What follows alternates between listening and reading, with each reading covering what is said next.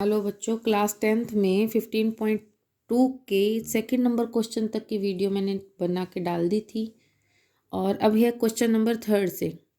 तो question number third में हमें क्या दिया गया है, लेंथ ऑफ आर्क गिवन है 12 सेंटीमीटर और रेडियस की वैल्यू 7 सेंटीमीटर।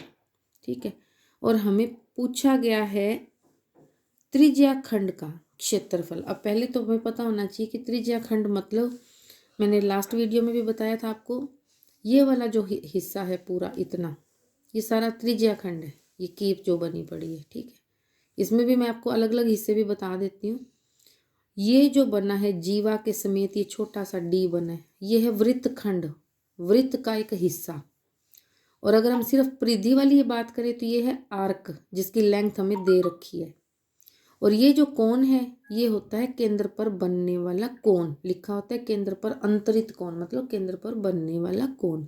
और ये दोनों त्रिज्याएं, केंद्र से परिधि तक की दूरी जो है वो त्रिज्या का काम करती है। ठीक है, अब हमसे पूछा गया त्रिज्या खंड का क्षेत्रफल।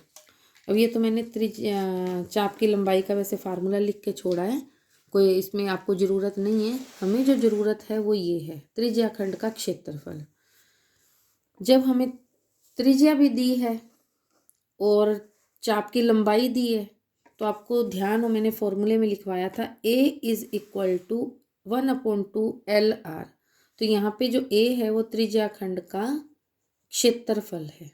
ठीक है, 1/2 L की वैल्यू 12 है, इंटू R की वैल्यू 7 है। R छोटा भी लिख सकते हो, बड़ा भी लिख सकते हो, लेकिन आपको मतलब लिखना पड़ेगा कि R, जैसे मैंने यहाँ पे छोटा डाला तो मेरे को यहाँ पे भी छोटा डालना चाहिए था।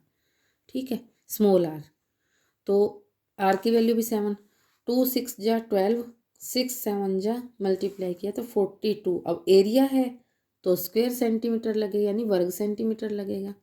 ठीक है, तो ये आपका क्वेश्चन सेकंड वाला कंप्लीट, थर्ड क्वेश्चन कंप्लीट होता है। ओके, हाँ, अब है क्वेश्चन नंबर फोर्थ। अब सबसे पहले तो मैं आपको एक बात बता दूं कि जो बुक है उसमें रेडियस की वैल्यू 121 सेंटीमीटर दी, जो कि गलत है।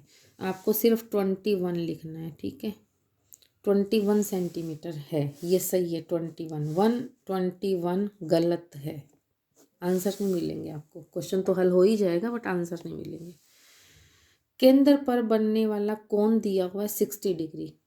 दो चीज़ें दे रखी हैं आगे, उसने 3 क्वेश्चन पूछे हैं अपने से, जिसमें से फर्स्ट क्वेश्चन ये है कि आपको क्या फाइंड करना है। फर्स्ट क्वेश्चन में चाप की लंबाई, लेंथ ऑफ द आर्क। ठीक है, तो वो मैंने फार्मूला कई बार आपको बता दिया, पाई आर थीटा 1/180। पाई की वैल्यू 22/7 इंटू आर की वैल्यू 21 इंटू थीटा की वैल्यू 60 डिग्री अपॉन में 180 फॉर्मूले का। अब मैंने पहले भी बताया कि एंगल से हमेशा कट जाता है, तो ये तो सीधा ही काटा करो, 0 से 0 कट दिखा दो, 6 3 जा 18।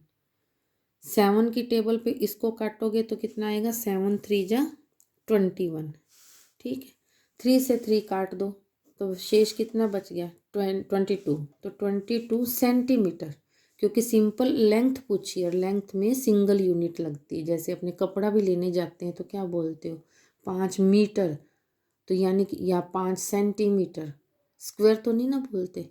तो वो अपने पास कोई भी लेंथ है, ब्रेड्थ है, तो वो हमारे पास सिंगल यूनिट में होता है। ठीक है, प्रैक्टिकली भी देखा करो इन चीज़ों को। ओके, अब क्वेश्चन नंबर फोर्थ का सेकंड पार्ट।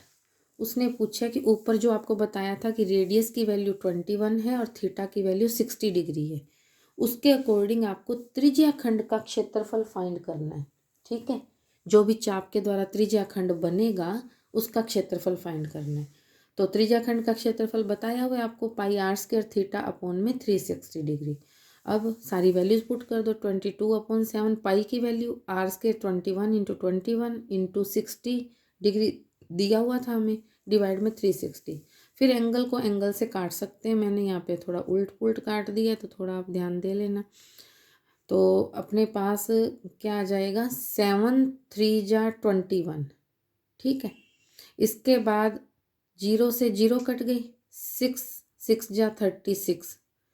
इस 3 को इस 6 से काटा 2 आ जाएगा, इस 2 को ऊपर से काटा, ये 22 को काटेंगे तो 11 आ जाएगा।